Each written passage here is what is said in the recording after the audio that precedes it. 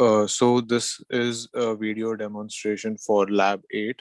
Our team consists of myself, Rohit Kane, Farahanaaz Shaikh, and Kautuk Patil.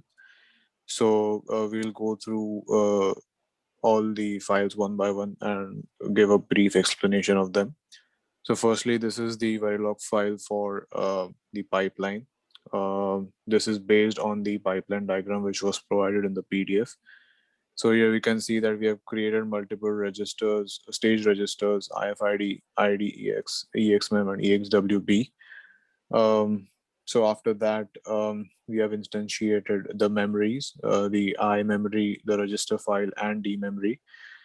Uh, so later on, we like based on the diagram and all the control signals that go from one stage to the other, we basically routed the signals, control signals, and the data as well as the addresses from stage to stage. And yeah, so that is the Verilog file for the pipeline. Now let's look at the memory blocks. So we used our own memory configuration for data memory and instruction memory. This is the data memory. Here we have the depth of 8 bits, that is 256 total depth, and it is 64 bits wide. So it's a simple program where depending on write enable signal will write on to the memory, and data out will always be assigned as a non-blocking statement from memory. And then we have instruction memory, which is similar in pattern. Here the depth is 5 and 2 bits, and the width is 32 bits because our IC is 32 bits. And the write structure and the read structure is similar to them. Now we have written a test bench file. Over here, we are calling the pipeline.read design under test, and we have given signals, clock, and reset. Now we are also calling the text files, which is basically the instruction memory and the data memory. So when we take a closer look at it, here we have several no-op signals and several useful signals. Like at first, I have written to read data from the memory to the register. That is basically a load operation. And there is certain store operations which is performed on different parts of the memory depending on the address. Now, data memory consists of some values which are pre-stored to it. So the first content, for example, has the data 01, which we will use in our example. And the second location consists of data 0. Now, when we look at the simulation, here, my program counter PC is being incremented in each cycles. So first it was loaded with NOAA, and depending on each registers, it goes on to several data. Now, when we move ahead in the simulations,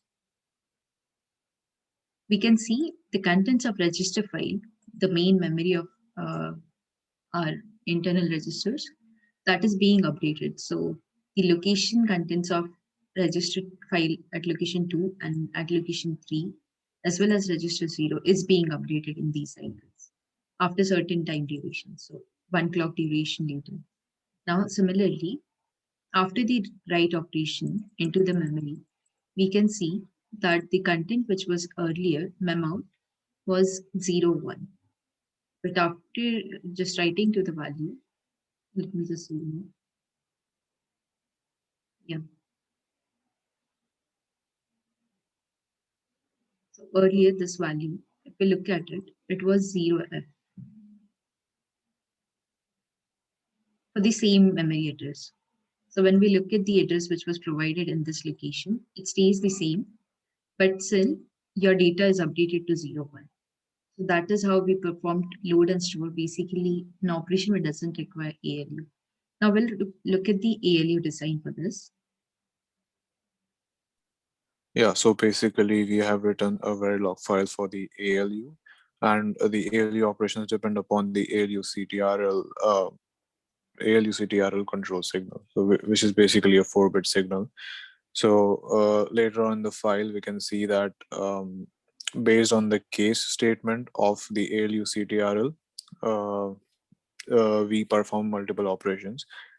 As it is, as you can see on the screen, that first operation is addition, subtraction, all that was specified to be done. Uh, and yeah, so then we So now we'll see the test bench for the ALU.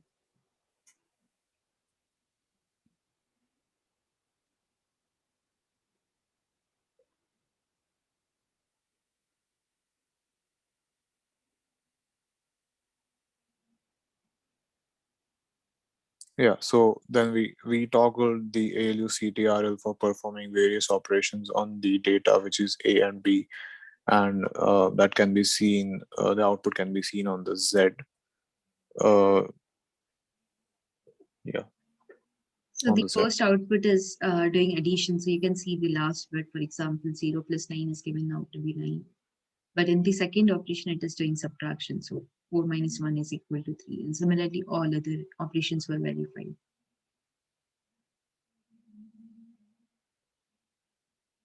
We can also look at the simulation of register file just to verify that it is working properly.